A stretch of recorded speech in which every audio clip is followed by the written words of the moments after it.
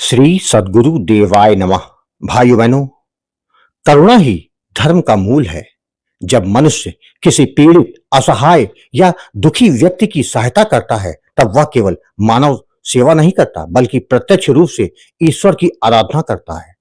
दया से अहंकार नष्ट होता है और हृदय में प्रेम, सहानुभूति और विनम्रता का विकास होता है। शास्त्रों और संतों ने भी यही कहा है कि दीनों की सेवा से भगवान शीघ्र प्रसन्न होते हैं। जो व्यक्ति दूसरों के कष्ट को अपना समझता है, उसके जीवन में ईश्वरी कृपा, शांति और संतोष स्वतः आ जाते हैं। संत शिरोमणि परमहंस श्री राम मंगल दास जी महाराज यानी कि सतगुरु भगवान इस पर भक्तों को समझाते हैं कि दीन दुखियों पर दया करने से भगवान बहुत खुश होते हैं। भागवत में व्यास भगवान ने कहा है, पर उपकार से बढ़ के कोई भजन नहीं। जिसके साथ भलाई करोगे उसकी आत्मा खुश होगी। इस तरह तब धन इकट्ठा होते होते सब कुछ प्राप्त हो जाएगा। इस संसार में प्रत्येक प्राणी सुख चाहता है, शांति चाहता है, प्रेम चाहता है। कोई जानबूझकर दुख नहीं चाहता। फिर भी दुख सबके जीवन में किसी न किसी रूप से आता ही है। कोई गरीबी से जूझ रहा है, कोई बीमारी से, कोई अपमान से, तो कोई अकेलेपन और असहायता से। ऐसे ही दुखी, पीड़ित और असहाय लोगों को शास्त्रों में दीन दुखी कहा गया है। और इन दीन दुखियों पर दया करना, उनके कष्ट को समझना, उनके जीवन में थोड़ा सा प्रकाश भर देना, यही वह कर्म है जिससे भगवान अत्यंत प्रसन्न होते हैं। भागवत महापुराण में व्यास भगवान स्पष्ट रूप से कहते हैं, पर उपकार से बढ़कर कोई भजन नहीं। यह वाक्य अपने आप में संपूर्ण भक्ति शास्त्र का सार है।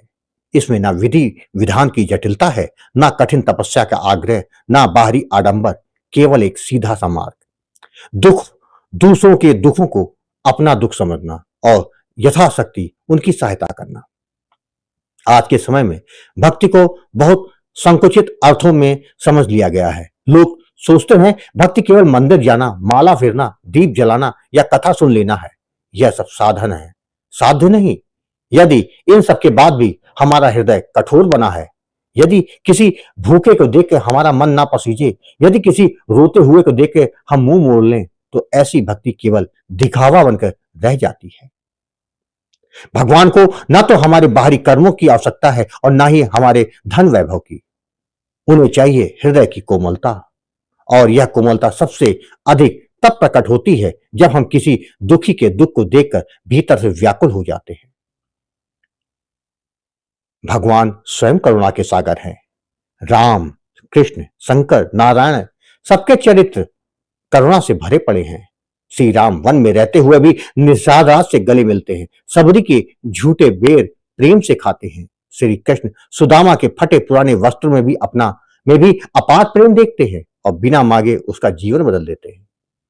शिव जी तो भस्म लपेट के औघड़ रूप में सबसे पहले दुखियों और असहायों की पुकार सुनते हैं। यदि भगवान स्वयं दीन दुखियों के इतने निकट हैं, तो जो व्यक्ति दया करता है वह भगवान के स्वभाव के सबसे अधिक समीप होता है। परोपकार तप, जप और योग से भी श्रेष्ठ है। शास्त्र कहते हैं कि युगों युगों की तपस्या, असंख्य यज्ञ और कठिन व्रतों का फल भी उतना नहीं होता जितना निस्वार्थ परोपकार का। क्योंकि तप अहंकार बढ़ा सकता है, ज्ञान शुष्क बना सकता है, वैराग्य कठोरता ला सकता है, और लेकिन दया मनुष्य को नम्र बनाती है, हृदय को विशाल बनाती है और आत्मा को शुद्ध करती है। जब आप किसी दुखी की सहायता करते हैं, उसकी आंखों में आशा लौट आती है, उसका मन हल्का हो जाता है, उसकी आत्मा आपको आशीर्वाद देती है, और यही आशीर्वाद आगे चलकर आपके जीवन में सुख, शांति और समृद्धि बनकर लौटता है। आत्मा का आनंद और पुण्य का संचय है। आपने बिल्कुल सत्य कहा, जिसके साथ भलाई करोगे उसकी आत्मा खुश होगी। आत्मा की खुशी कोई साधारण बात नहीं है। जब किसी की आत्मा खुश होती है तो वह केवल मन से नहीं बल्कि अस्तित्व की गहराइयों से आशीर्वाद देती है। शास्त्रों में कहा गया है कि पुण्य कर्म से तप और धन अपने आप एकत्र हो जाते हैं। जिस व्यक्ति ने परोपकार को जीवन का अंग बना लिया, उसे सही समय पर सही सहायता मिलती है। कठिन परिस्थितियां अपने आप सरल होने लगती हैं। उसके जीवन में अदृश्य सुरक्षा कवच बन जाता है, क्योंकि ब्रह्मांड का नियम है, जो तुम देते हो वही लौट कर आता है। आज के समय में दया का महत्व। आज का युग अत्यंत व्यस्त और आत्म केंद्रित हो गया है। हर व्यक्ति अपने संघर्षों में उलझा हुआ है। ऐसे में किसी और के लिए समय निकालना कठिन है, लेकिन यही तो परीक्षा है। किसी बीमार के पास बैठ जाना, किसी भूखे को भोजन करा देना, किसी निराश व्यक्ति को प्रेम से दो शब्द कह देना, किसी बुजुर्ग का सम्मान कर लेना, किसी अपमानित को अपनापन दे देना। ये छोटे छोटे कार्य दिखने में साधारण हैं, लेकिन आध्यात्मिक दृष्टि से ये महान यज्ञ है।